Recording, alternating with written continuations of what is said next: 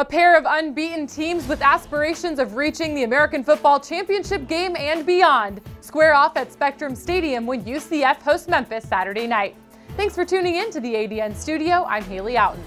This game was originally supposed to be played on September 9th, but due to Hurricane Irma, the game was postponed. Through a bit of creative rescheduling, the game is back on, recreating this key cross-division matchup. Both teams entered the game owning a Power 6 victory. Memphis collected its P6 win over then number 25 UCLA, sandwiching the win over the Bruins with victories against Louisiana Monroe and Southern Illinois. Meanwhile, UCF endured a 22-day stretch without a game due to Irma. The Knights emerged from the break last Saturday and dominated Maryland on the road 38-10.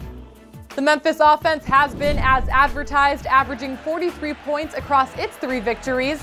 The Riley Ferguson-Anthony Miller combination has been among the nation's finest QB receiver duos, with 3 of Ferguson's 8 touchdown passes finding Miller.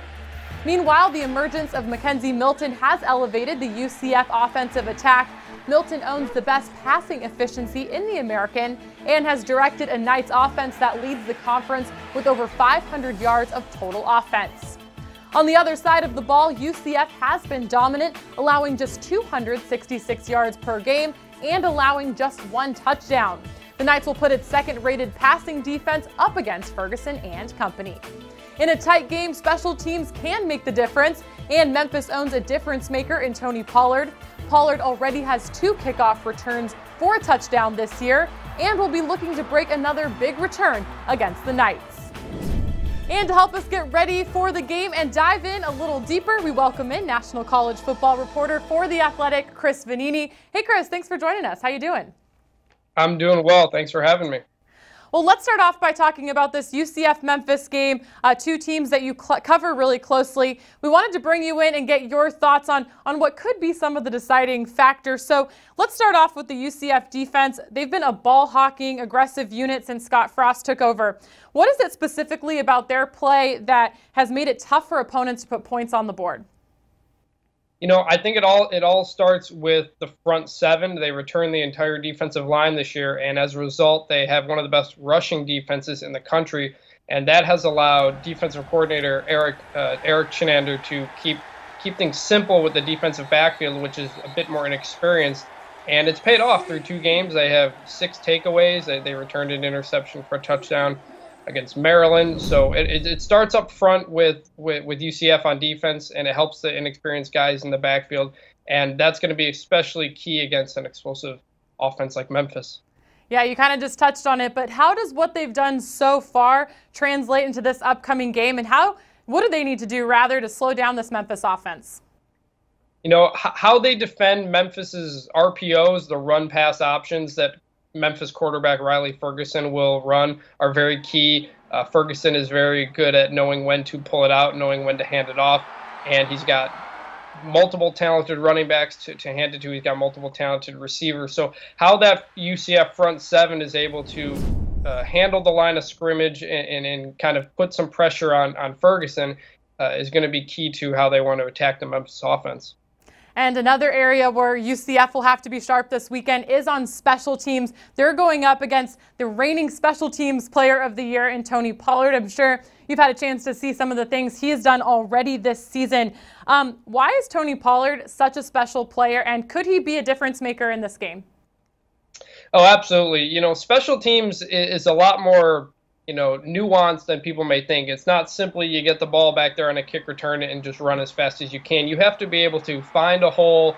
You have to be able to be patient because you have to know when it's going to open up, and then you have to have the speed to hit it, and you have to be able to change directions without losing speed. And Pollard does that. He's one of the best kick returners in the country. Memphis had gone almost 20 years without a kick return touchdown until last year, and he's already continued that this year.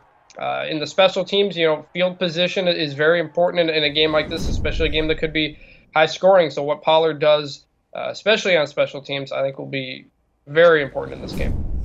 So we obviously saw Memphis come up with a big win against UCLA a couple weeks ago, and I think for UCF, people were kind of wondering what this team was going to look like after not playing for 22 days due to the hurricane, but they come up with a big win at Maryland on the road last weekend. What were your impressions of UCF after them having not seen them play in a few weeks?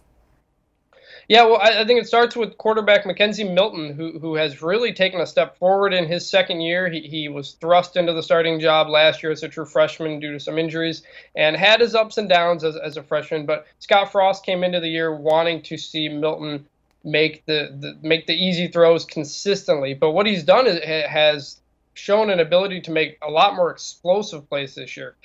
UCF through 2 games is already averaging 6 plays of 20 yards plus per game through 2 games. Last year, they averaged about 2.7. So his ability through the air and on the ground, he was the team's leading rusher against Maryland. It all starts with Milton there at quarterback.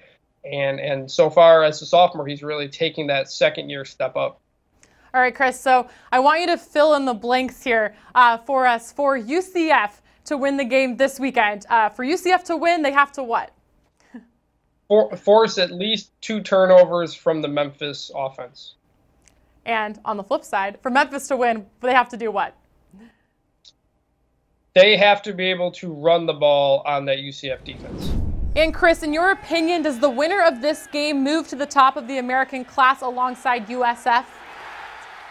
Yeah, absolutely. I actually, in my own personal rankings, have these 2 ahead of USF right now. So in my personal rankings, I have the winner of this game being the new top power ranking team in the conference.